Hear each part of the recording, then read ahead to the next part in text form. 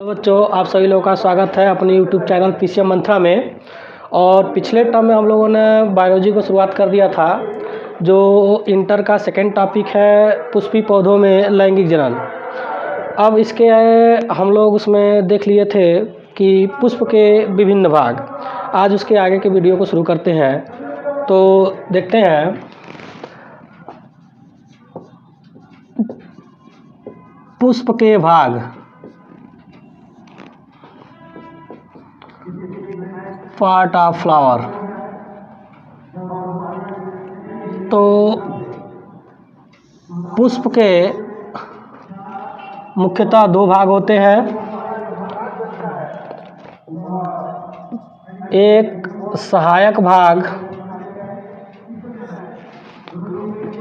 और दूसरा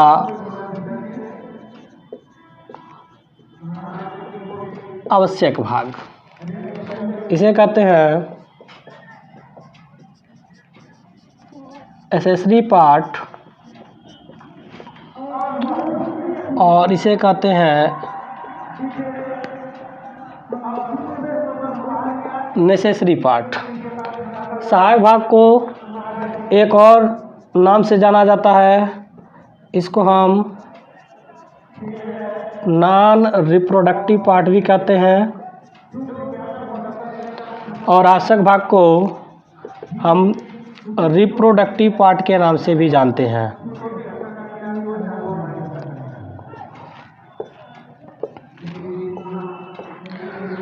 अब देखते हैं बच्चे, सहायक भाग को पुनः दो भाग में बांटा गया है।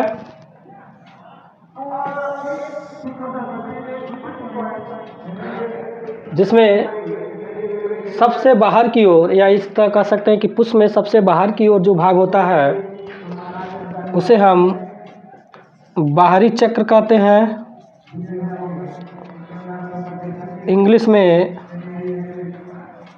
आउटर मोस्ट पार्ट कहते हैं। इस आउटर मोस्ट पार्ट का नाम बच्चे बाह्य दलपुंज, बाह्य दलपुंज, जिसे इंग्लिश में कैलिक्स कहते हैं। कैलिक्स जो होता है बच्चे, यह आपका it protect the flower in bud stage. तो कैलिक्स का बच्चे काम होता है कि यह पुष्प को बड कंडीशन में क्या करता है, सुरक्षा देने का काम करता है। और यह ग्रीन कलर का होता है, हरे रंग का होता है। अब दूसरे पार्ट को देखते हैं, सेकेंड पार्ट। इसके सेकेंड पार्ट को हम कहते हैं कोरोला, या हिंदी में कहते हैं इसे दलपुंज। जो कोरोला होता है बच्चे, यह कलरफुल होता है, यानी कि रंगीन कलर का होता है, कलरफुल होता है, और यह अट्रैक्ट करता है कीटों को, attract the insect for pollination. यह कीटों को अपनी तरफ अट्रैक्ट करता है परागण की क्रिया के लिए।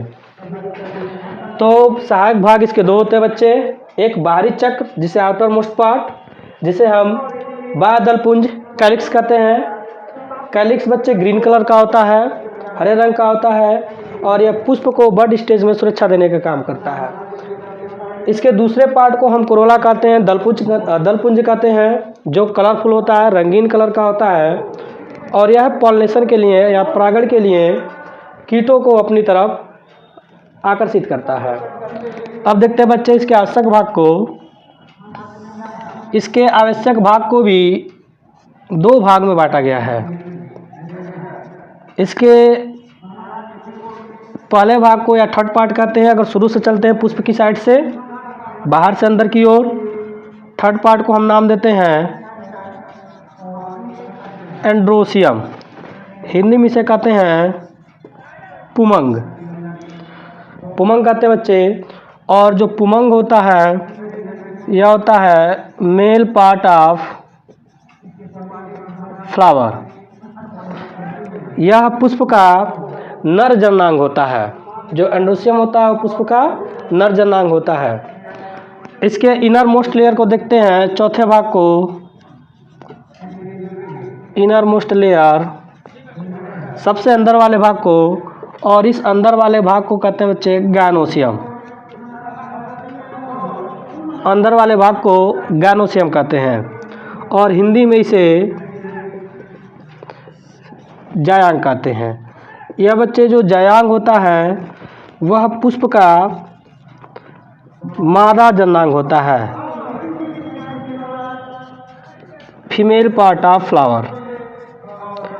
तो यहाँ तक आप लोग क्लियर कर लिए। पुनः एक बार इसको देखते हैं। तो देखते हैं बच्चे पुष्प के भाग। पुष्प के मुख्यतः दो भाग होते हैं, एक सहायक भाग और एक आवश्यक भाग। सहायक भाग को एक्सेसरी पार्ट या नॉन रिप्रोडक्टिव पार्ट कहते हैं। इसको दो भाग में बांटा गया है, बाहरी चक्र और द्वितीय चक्र। बाहरी चक्र आउटर मोस्ट लेयर, इसको कहते हैं बाह्य दलपुंज, कैलिक्स कहते हैं इंग्लिश में। और जो कैलिक्स होता है वह हरे रंग का होता है और यह पुष्प को बड कंडीशन में सुरक्षा देने का काम करता है। इसके सेकेंड पार्ट को कोरोला कहते हैं, दलपुंज कहते हैं, रंगीन कलर का होता है और यह कीटों को परागण की क्रिया के लिए अपनी तरफ अट्रैक्ट करता है, आकर्षित करता है। आवश्यक भाग में देखते हैं बच्चे, आवश्यक भाग में इसके दो भाग होते हैं। पुष्प के बाहर से अंदर की ओर चलेंगे तो थर्ड पार्ट होगा और इसके थर्ड पार्ट को हम एंड्रोसियम कहते हैं और androecium male part of flower होता है। पुष्प के नर जननांग को हम क्या कहते हैं, पुमंग कहते हैं। इसके इनर मोस्ट लेयर को देखते हैं, सबसे अंदर के भाग को, जिसको गायनोसियम कहते हैं, हिंदी में जायांग कहते हैं। और जायांग होता है पुष्प फीमेल पार्ट ऑफ फ्लावर, यानी कि पुष्प का मादा जननांग होता है। चलो जब देखते हैं उसके आगे के भाग, तो उसके आगे देखते हैं जननांग के आधार पर पुष्प के प्रकार। जननांग के आधार पर पुष्प के प्रकार।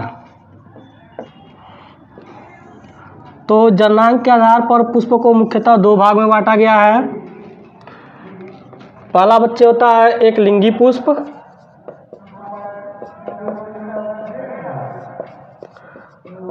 इसको इंग्लिश में यूनिसेक्सुअल फ्लावर कहते हैं।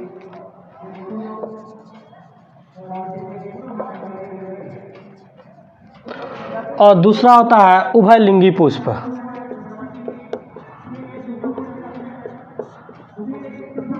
या इसे द्विलिंगी पुष्प भी कहते हैं, इंग्लिश में से बाइसेक्सुअल फ्लावर। तो एक लिंगी पुष्प बच्चे क्या होते हैं, जब पुष्प में नर या मादा भाग में से कोई एक भाग उपस्थित होता है तो उसे एक लिंगी पुष्प कहते हैं। या लिख सकते हैं only one part, only one reproductive part are present, that is androecium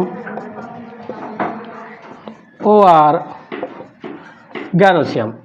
यानी कि जब पुष्प के रिप्रोडक्टिव भाग में से, जनन भाग में से पुमंग या जायांग में से कोई एक उपस्थित होता है तो उस पुष्प को हम एकलिंगी पुष्प कहते हैं। उभयलिंगी पुष्प, द्विलिंगी पुष्प किसे कहते हैं, जब पुष्प में नर और मादा भाग दोनों उपस्थित होते हैं तो उसे द्विलिंगी पुष्प या बाइसेक्सुअल फ्लावर कहते हैं। When both reproductive part are present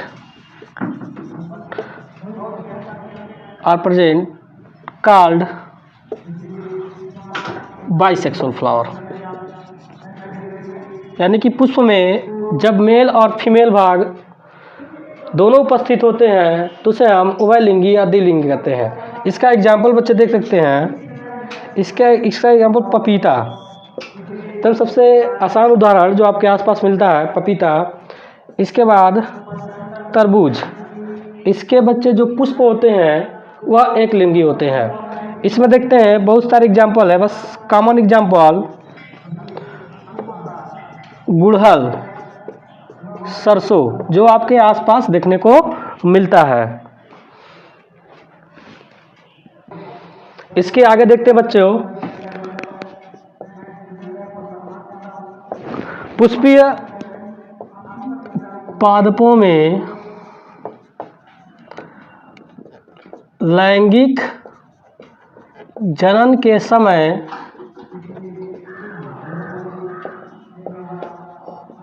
होने वाली घटना। अब देखते हैं बच्चे पुष्पीय पादपों में लैंगिक जनन के समय होने वाली घटना। तो लैंगिक जनन के समय बच्चे 3 महत्वपूर्ण घटना होती है जिसे हम नाम देते हैं निषेचन पूर्व घटना। इसे हम कहते हैं प्री फर्टिलाइजेशन इवेंट। दूसरा होता है निषेचन या कहीं कहीं पर द्वि निषेचन लिखा है, इसे कहते हैं फर्टिलाइजेशन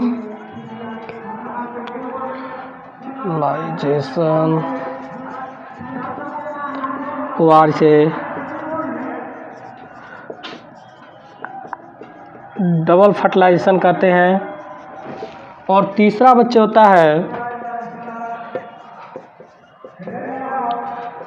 निषेचन पश्च घटना।